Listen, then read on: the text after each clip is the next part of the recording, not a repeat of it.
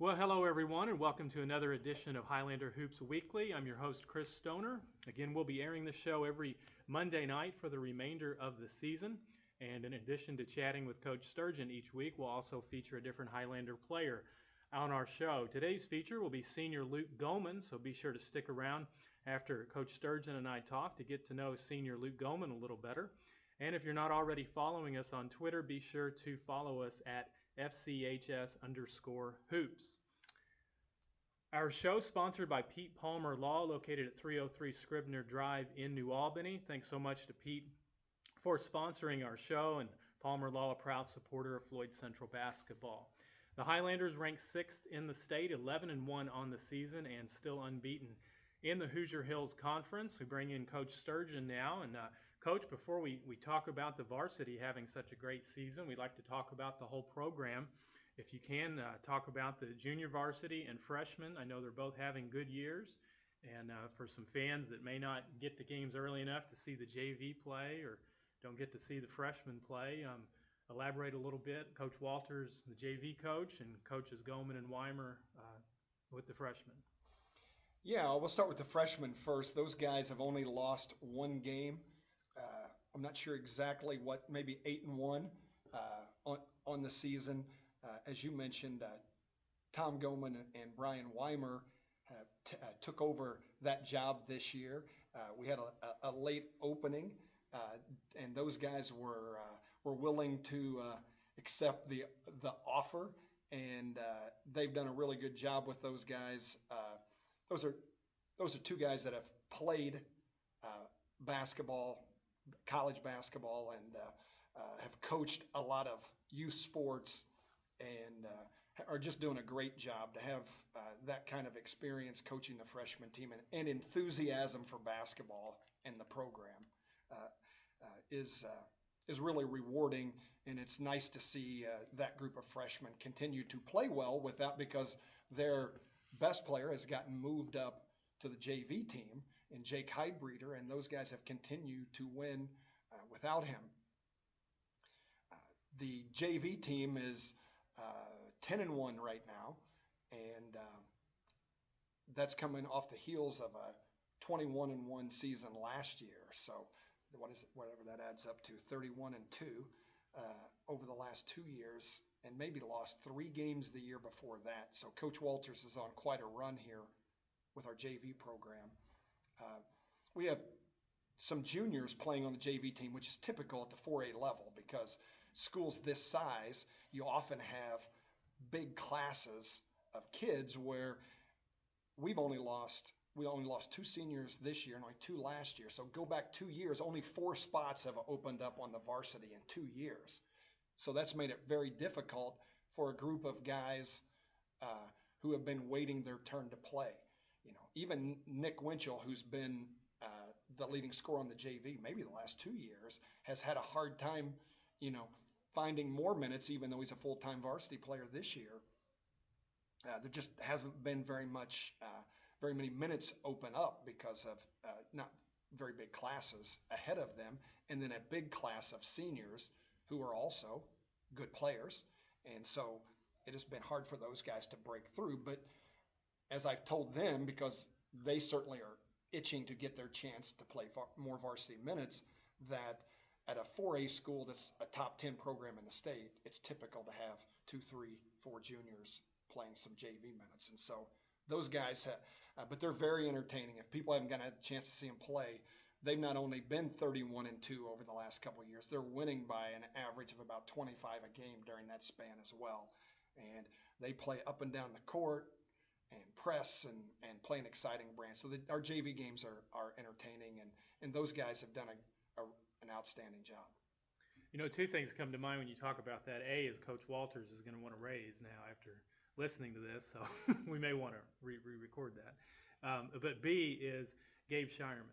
Last year, you gave him a lot of compliments, saying as a junior, he was playing 2 or 3 quarters JV to start the season, or maybe throughout the whole season. But I know early in the season, and then specifically the Castle game, he played 3 quarters JV. He plays 2 quarters varsity, hits the 3 to win that one, maybe hits 7 threes for the whole night with his 5 quarters. Is that something to where you've pointed to and said, hey, Gabe did an amazing job at this last year as a junior, and now he's playing big time minutes as a senior, of course. Is that something you've shown those juniors as an example? Well, in fact, I mentioned it in the locker room after practice today. I gave a couple of juniors who are playing varsity minutes the option to go down and play a quarter in the JV because you still have 4 quarters because you get 5 quarters a night is how that works in case anyone listening doesn't know. Last year, not only Gabe but Evan Nichols both used that to great effect last year to really give us good quality minutes and use that as a good tune-up. It's almost like you get to go play a practice game as a tune-up for the other game. And so the one thing that a lot of teams do that. The one thing that we do that might be a little bit unusual, often we use those guys coming off the bench in the JV game, which might seem odd that, well, it seems like they should start since they're varsity guys, but they come off the bench in the varsity game. And so we try to get them used to doing that by coming off the bench and starting the second quarter in the JV game and getting kind of the same flow of the game that you're coming in after the game has started, coming in and get some minutes. So anyway, a lot of coaches have different theories on that. Sometimes I require that guys play some minutes down there, and other times I give them the option. Lots of times guys don't want to do that. Once they've played varsity, it seems embarrassing, like it's a demotion, but I see it as an opportunity to go down there and, I have a feeling if somebody let Joey Votto and said, hey, there's a AAA game going on here right before the major league game. Would you like to go get an at-bat in that game? He would absolutely go take that at-bat. Right. And I think it's the same kind of thing, that's just an opportunity to go get in a little bit of a groove. Right. And get ready to play. And so I think it's a great opportunity for our guys. And our juniors have had a really good attitude about it because those guys have been waiting for a couple of years for their opportunity to get more varsity minutes. And they've continued to have a good attitude, play hard, play unselfish, and have been entertaining to watch. Well, let's talk about your most recent game Saturday for some fans that weren't able to make the trip to Ramsey down in North Harrison, a 65-49 victory. The team shot the ball very well, 62%, held North to 36% shooting. 16-point victory, led the entire way. Talk a little bit about that game, if you will. Well, I thought we did a good job considering that was we had a snow out. We practiced all week for Jeffersonville, and then had to put that game on the back burner, and then go ahead and get ready for North Harrison, but then not come into school on Friday, and then come over for an hour and a half shoot around to prepare for North Harrison. I thought our guys did a pretty good job. We didn't get out on shooters as well as we should have, but we didn't have a long time to go over an extensive scouting report, maybe like we would have in another situation. As you mentioned, we shot the ball well. Luke's here. He really shot it well. Matthew Weimer knocked in a couple threes. Brendan Hobson made threes. And then we worked the ball and got good shots also. A couple of times they tried to give us a little wrinkle with a trap out of the zone once, I know, in the second half. And guys, we moved it 3 times and laid the ball in the basket. I think Luke hit Kobe in the high post and he dumped it down to Evan under the basket and got a quick basket before I could even say anything to tell him what to do. They already put it in play and got it in the goal. And so the game down there was a good game for us. As we got to score some baskets, and they're a tough team. They compete hard, and battle you on the boards and block out and are not an easy team to play against. And so that was a good win for us down there. You mentioned the snow, the off-school Friday, the preparing for Jeff, and then it gets canceled and go to North Harrison. I've had coaches tell me over the years that, kids adjust to things like that. It's us adults and coaches that are so set in our schedules that we get a little rattled on that. But usually kids, that's no big deal. You play a regional game, you play at 10 in the morning, which you don't do all year. Kids handle that fine, but us coaches, we get rattled on that. Do you find that the same thing with this team? Well, I think generally you're probably right. But as coaches, you get paid to worry when there's nothing to worry about. I think that's a line from the firm, Wilford Brimley, who was the firm security. They told him there was nothing to worry about. And his line was, I get paid to worry when there's nothing to worry about. So as a coach, you're always trying to look for any landmines out there and get them taken care of. And getting out of your routine. Every team, you have a routine and a way of doing things. And so you try to make it the same routine as much as you can and keep that consistent. But snow, early games because of regional scheduling, whatever it would be, you got to be ready to adjust to that. So you have to be a little bit flexible, but you're always concerned how are your guys going to react, and you try to give them preparation for those things. You know, the regional schedule, we've played two tournaments, two one-day tournaments this year, hoping that we get an opportunity to play a third time like that, and that we're ready for that and have been through that a couple of times. We don't practice the snow day schedule, but generally the other team is having a similar issue also. So Right. you just have to go play. But I think by this point in the year, and especially we've got an experienced team, that if we don't get a chance to practice, these guys could go out, and if I got snowed out and couldn't make the game, they could execute a game plan and probably be fine. Probably would enjoy it more too. Well, let's talk about Jeffersonville a little bit coming up Tuesday night. They're also 11-1. They're ranked ninth in the state. They're having a very good season, coming off a 20-point win over Providence Saturday night. They like to get up and down the court. They average 75 per game. Tell the fans a little bit about Jeffersonville and how you guys have been preparing for them. Well, as you mentioned, they're a really explosive scoring team. And last year, because they had two really good freshmen playing last year, was like, man, in a couple of years, these guys are going to be really good. And they're maybe even 1 year ahead of schedule because they've got a couple of really good seniors there. And the Coleman kid who had to play JV last year because of a transfer rule, and Bailey Falkenstein, who is a really good scorer on the wing. And so they've got a lot of different pieces. The Jones kid averages 8 assists as well as being a double-figure scorer as a sophomore point guard. The two Coleman brothers are both 6'5", 6'6", athletic kids who can score and rebound and run the floor and defend. Both college prospects. Falkenstein's a guy that's had 40-point scoring games. So they got 4 guys that are capable of scoring 20 points. They play multiple defenses. They score with their defense. They push it up and try to score in transition. And so they offer a lot to contain defensively. And so we're going to have to really bring a great defensive effort. Is there one statistical category that you could point at and say, if we win that, whatever that is, then I feel like, hey, we're going to have a good chance to come out on top? Well, with us, I always feel like if we don't have a high turnover game, we got a chance to beat anybody. So I always think it starts there because I feel like our defense is good enough. If we're not giving the other team easy baskets off of turnovers, we're going to have a good chance. And these guys, it becomes transition. So however you want to quantify points at the rim, putbacks, steals, breakaways, transition baskets. If we can, put a lid on that 5-foot circle around the basket and turn this into a guarded jump shooting game, we talk about a lot tough twos. We want teams to take guarded twos over our length as much as we can. And so that's the kind of game we would like this to be. Then we feel like we have a good chance to beat anybody.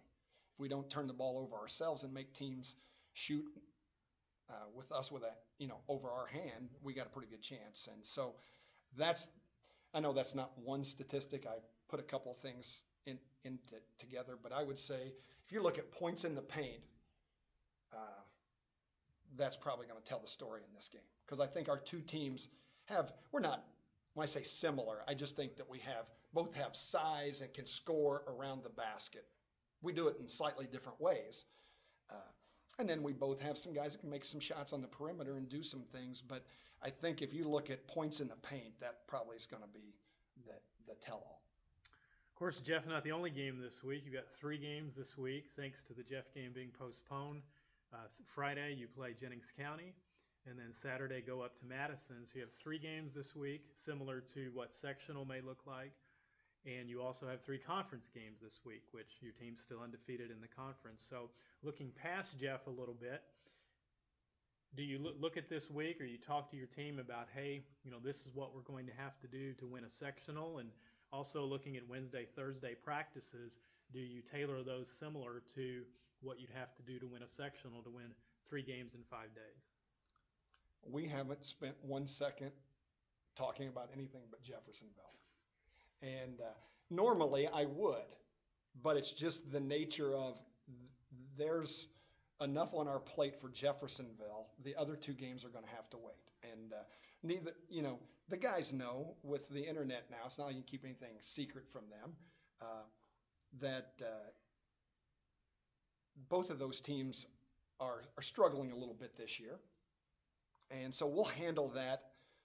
Nothing against those teams, but we've got to take on Jeffersonville. And, we've made a big deal in practice today saying this is a game for lions, not lambs. So we got to be focused and ready to come out and have a little bite ourselves, or we'll be the ones getting bit. And so, no, we haven't talked about them, and I haven't looked at 1 second of tape on either one of those teams yet. Well, speaking of looking at tape, we had some questions sent in to fchhighlanderhoops@gmail.com. Questions for you, Coach, and they centered around scouting. Of course, 20 years ago or more, I would assume most scouting was done in person. There was a lot of traveling done by coaches, and with more of tapes and games on DVD and now online to be able to be shared. What percentage do you guys scout in person versus watching video? Well, most of it is video, just because you can get so many of the games, and by this point in the year, you're usually playing the same. I mean, everybody plays Friday night, so you can't go watch the other teams because you're playing. Occasionally, we'll send an assistant coach out to live scout. We did that for the Jeff New Albany game that night, especially if they're close by here.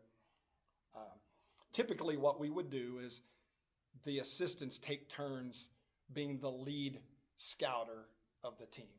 And so they're always working a game ahead. And I'm superstitious. I think it's important that our team focuses on the game ahead. So I focus on the game ahead and not the second game. So that's how we'll do it. If you might notice that sometimes the assistant coaches change chairs that they're sitting in. And I always put whoever has the scout on the end seat, because then they can sit right there and watch the other coach as he calls his sets. Sometimes we have those calls and try to relay those to the team ahead of time and different things. And so there's a couple little things there that we do and sometimes you're worried about the other team. Sometimes we do verbal calls, sometimes we do hand signals. Last year for a while we started doing, because of sound in the big gyms, having signs up. We had 2 different color signs, and sometimes we'd be on the green sign, sometimes we'd be on the red sign. We haven't quite gone to like the Division I football teams that have like a 6 foot by 6 foot board with like Homer Simpson, a girl in a bikini, and a physics problem, and in the different pictures. One of those you may get their attention though if you had one of those 3. That's right. We haven't quite gone to that level of secrecy yet. Sometimes we might make it too complicated. We have to steal our own signals in order to decipher it all. But you're always trying to stay 1 step ahead of the competition. And that's the thing with Indiana high school basketball. Teams really work at it. And I guarantee you, if we have a game when New Albany and Jeff aren't playing, there's a good chance you're going to see somebody from their staff here at our game and vice versa. Because you feel like as a coach, even though you can get that game because of things being electronic now, you feel like the other guy's getting ahead of you and you're being lazy if you don't go out and watch the game. Because being there's, when you watch the game on the computer or on your television, it's not quite like being there and really being in tune with, oh, this is a key situation. What play did they call when they really needed a basket? And you can watch guys on the bench and watch their body language a lot better and kind of get a better feel for the team if you're right there live. So that's kind of how we do it. There's something called Huddle now, or there's another crossover. There are two platforms where you can subscribe to a service and exchange film.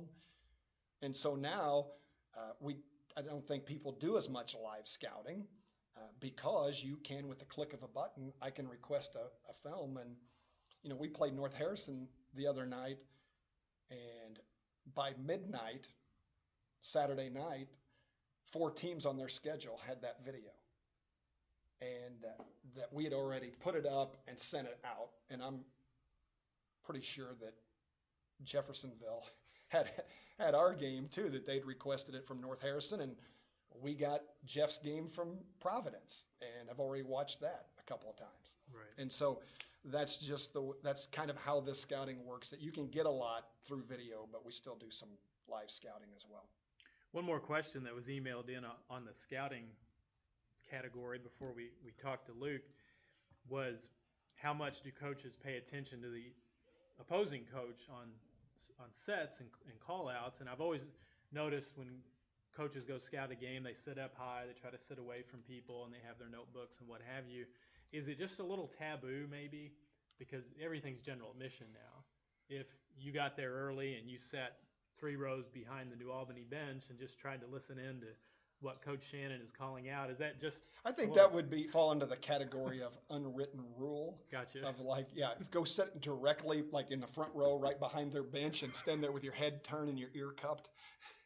So you might get a high fastball next time up. That's right. That's right. There might be some retribution for something like that.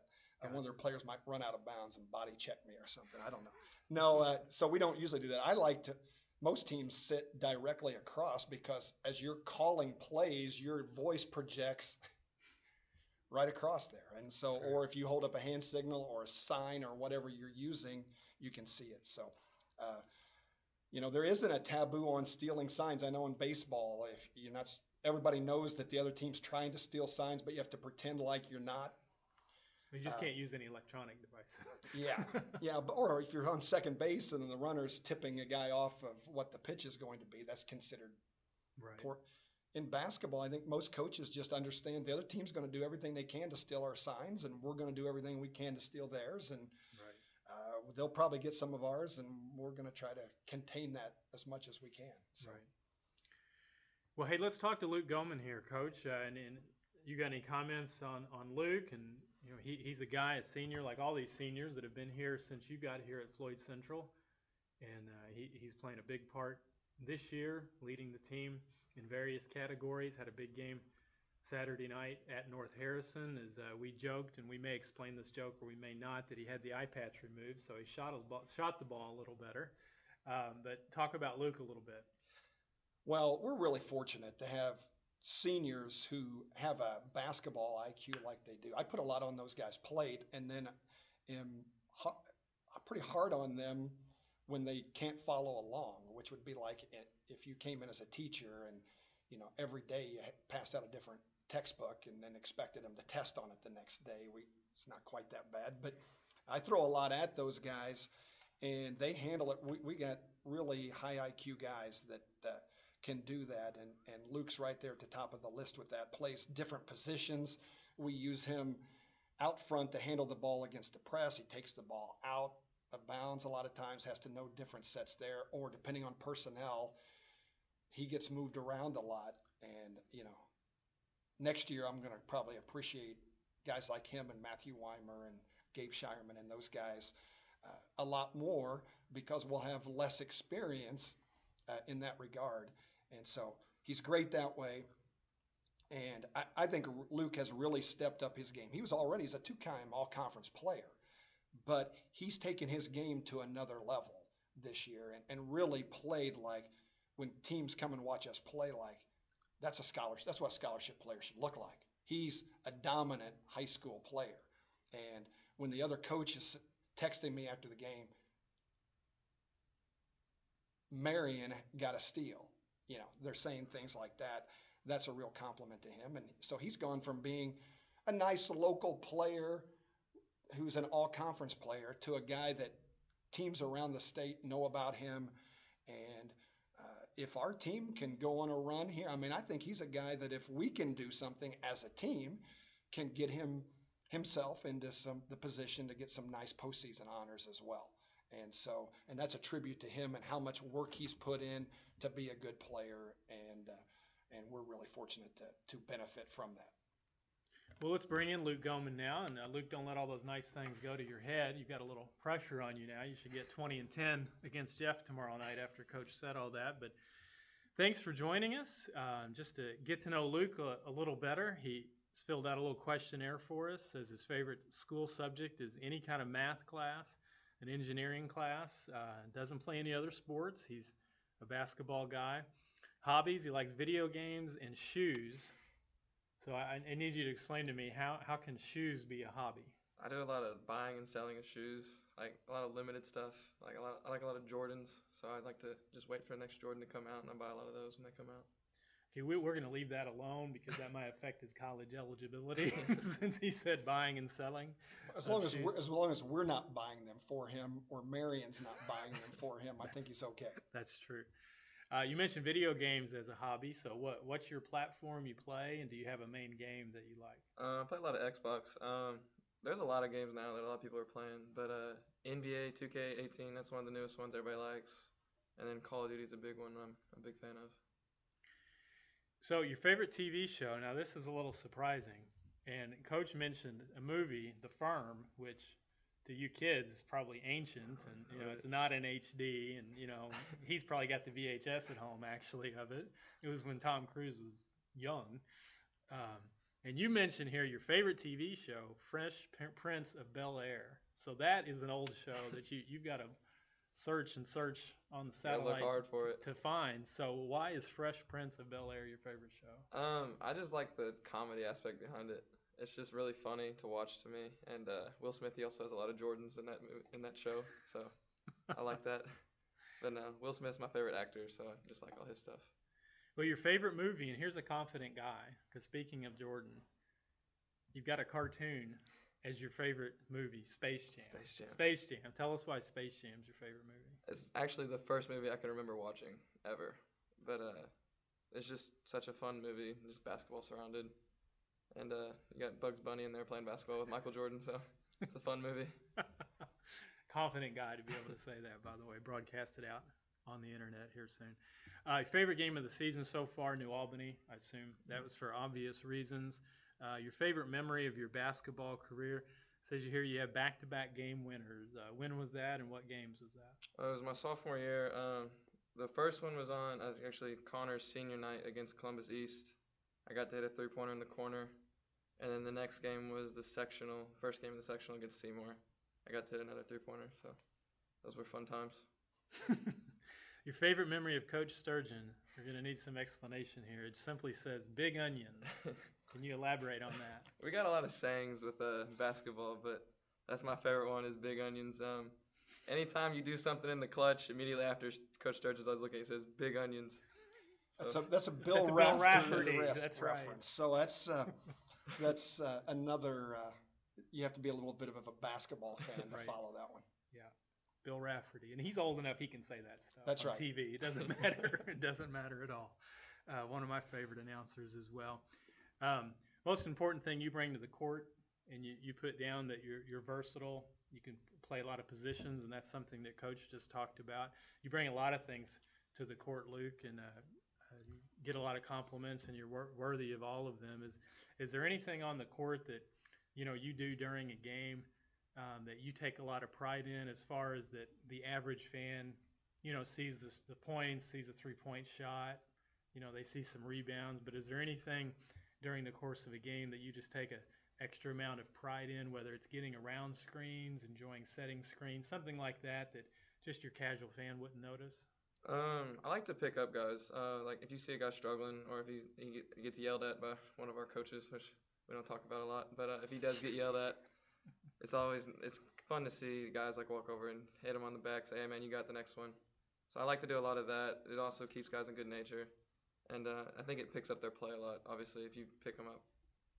One last thing I wanted to ask you about is all the extra time you've put in over the years. I know last year I'd see you up in the weight room well past 6 o'clock after a practice, doing squats when I know your legs had to been run a little bit in practice, and I've seen you over at the middle school working out with Coach Gibson, doing individual stuff, well after your team practice. Um, how important is it, if you could give a talk to the middle schoolers and younger about putting in that extra time, but also I assume you got to enjoy it too, right? You have to like Definitely. putting in that extra time. There's also a little saying that my dad had. It was like, fill up your cup. Like, always do something every day.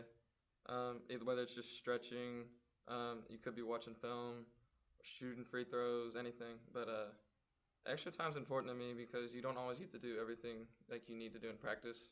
So afterwards, you can spend extra time shooting, even rebounding. I do rebounding drills with my dad a lot.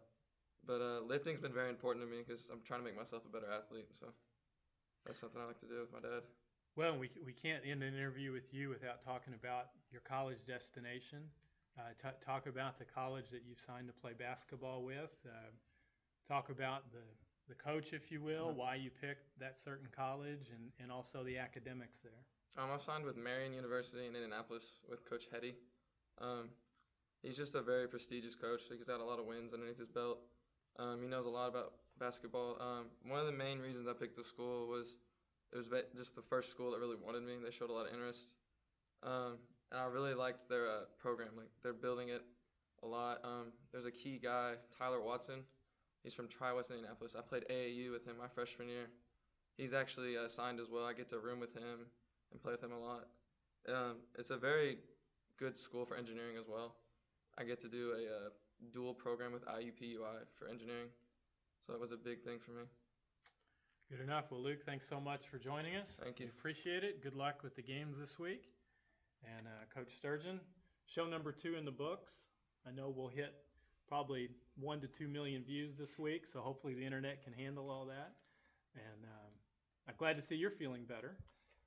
I bounced back a little bit. Hey, the one thing I want to say before we get out of here today is that Luke is an exceptional student. That's the other thing with the guys on our team.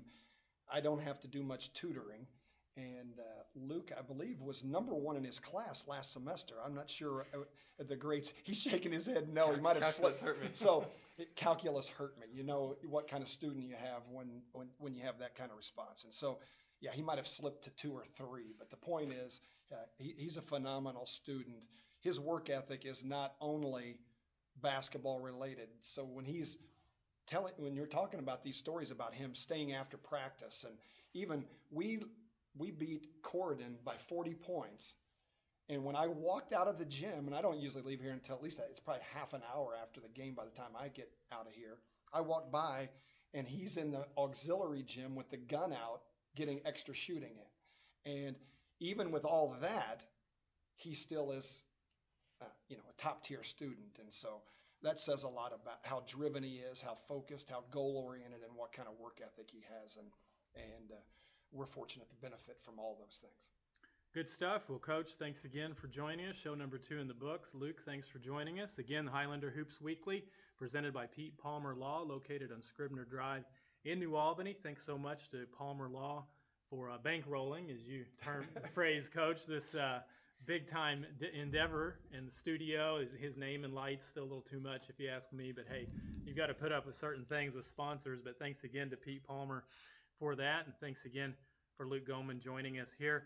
Get out and support your Highlanders, ranked 6th in the state. Tuesday night at home with Jeffersonville, still some tickets available. Friday night home game with Jennings County. And then Saturday up at Madison, 3 conference games this week as Floyd Central looks to stay unbeaten in the Hoosier Hills Conference. For Coach Sturgeon and Senior Luke Gohmann, I'm Chris Stoner saying so long, and we'll talk to you next week. Same place, same time. Have a good week, everybody.